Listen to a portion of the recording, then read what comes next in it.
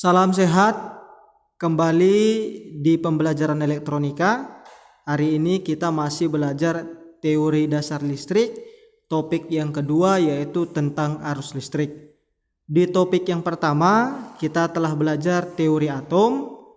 Kita tahu bahwa atom terdiri dari proton, elektron, dan neutron. Itu secara singkatnya. Sekarang kita akan mulai pembelajaran tentang arus listrik. Bisa kita lihat pada tampilan bahwa ada dua buah atom berbeda muatan. Gambar ini juga sudah Bapak tampilkan di minggu lalu. Kita sebut yang di sebelah kiri adalah atom atau bermuatan positif. Disebut juga berpotensial tinggi. Yang di sebelah kanan kita sebut atom bermuatan negatif atau berpotensial rendah. Kedua muatan yang berbeda ini dikatakanlah memiliki beda potensial. Karena perbedaan potensial inilah maka timbullah arus listrik. Jadi arus listrik terjadi karena adanya beda potensial. Beda potensialnya dari potensial tinggi ke potensial rendah atau dari muatan positif ke muatan negatif. Selanjutnya masih dengan gambar yang sama, kita tahu di pertemuan pertama bahwa dalam sebuah atom elektron dapat berpindah-pindah dari atom yang satu ke atom yang lain, maka disebutlah dia elektron bebas. Jadi arus listrik juga bisa dikatakan muatan atau elektron yang mengalir. Mengalirnya dari mana? Mengalirnya dari potensial rendah ke potensial tinggi.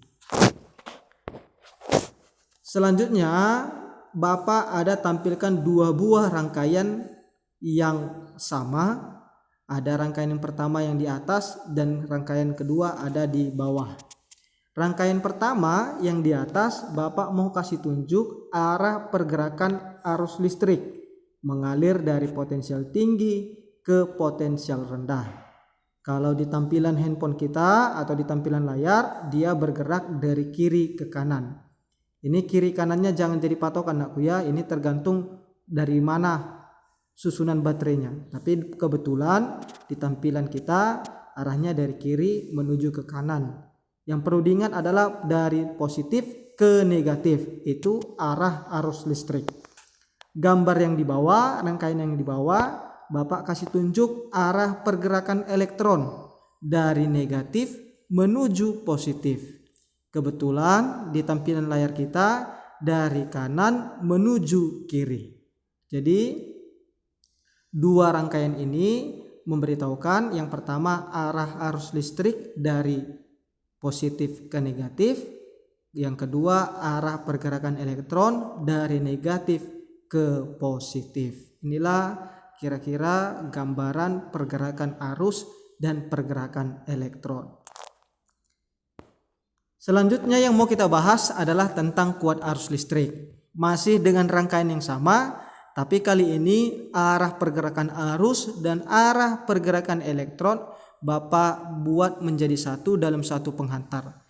Jadi di dalam kabel itu yang dipasang baterai dan sebuah lampu, ternyata ada dua arah pergerakan di situ. Ada pergerakan arus dan ada arah pergerakan elektron.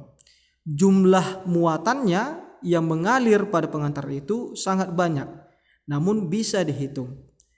Sebelum kita hitung, maka kuat arus listrik bisa kita definisikan sebagai banyaknya muatan yang mengalir pada penghantar dalam tiap detik. Bapak ulangi, kuat arus listrik adalah banyaknya muatan yang mengalir pada penghantar dalam tiap detik. Dirumuskan sebagai berikut. I sama dengan Q per T. I-nya Bapak artikan sebagai arus listrik, satuannya ampere. Q-nya menyatakan muatan listrik, satuannya coulomb. T-nya menyatakan waktu, satuannya detik atau sekon. Jadi I adalah arus listrik, satuannya ampere. Q adalah muatan listrik satuannya coulomb, T adalah waktu satuannya detik atau sekon. Kita ke contoh. Jadi soalnya seperti ini. Hitunglah jumlah arus listrik yang mengalir pada suatu penghantar jika muatan sebanyak 60 coulomb mengalir selama setengah menit. Jadi kita telaah dulu soalnya.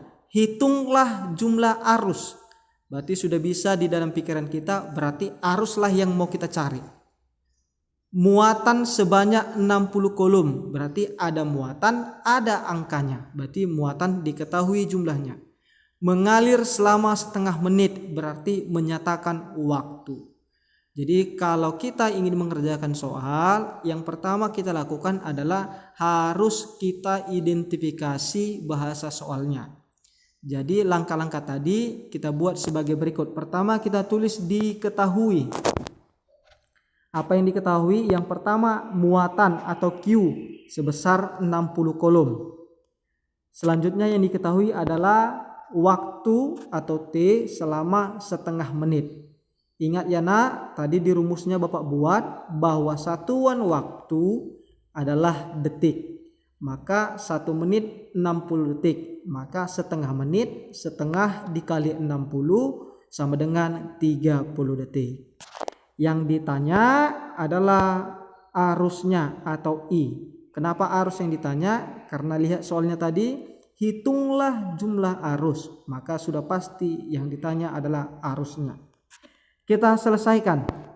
Jawab. Yang pertama adalah kita tulis dulu rumusnya. I sama dengan Q per T.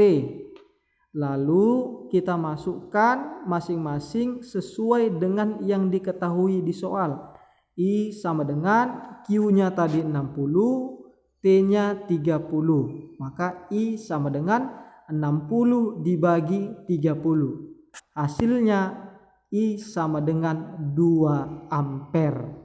Maka arusnya adalah 2 ampere. Jadi jika muatannya 60 coulomb mengalir selama setengah menit, maka arusnya sebesar 2 ampere.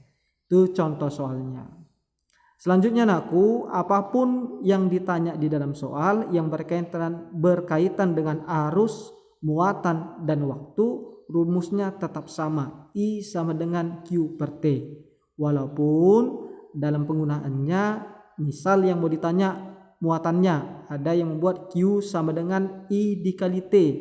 Atau yang ditanya waktunya, T sama dengan Q per I. Itu tetap bagian dari rumus I sama dengan Q per T. Bapak harap satu contoh soal ini sudah bisa dimengerti nakku ya. Selanjutnya Bapak kasih latihan, tapi sebelum latihan nanti boleh diulangi lagi materinya, videonya dari awal. Bapak juga akan kirimkan filenya nanti ke grup pembelajaran kita. Jadi latihannya ada 3 soal. Soal yang pertama menanyakan tentang satuan dari arus listrik dan muatan listrik. Soal yang kedua ini mirip sama contoh soal yang Bapak buat. Soal yang ketiga Bapak bantu kasih clue, diketahui sebesar 2 ampere. Ingat yang ampere itu apa? Selama 1,5 jam. Jam itu menyatakan apa? Jadi itu kata kuncinya. Yang ditanya muatan, hitunglah muatan. Itu clue untuk soal nomor 3. Jadi yang 3 soal ini dikerjakan di latihannya.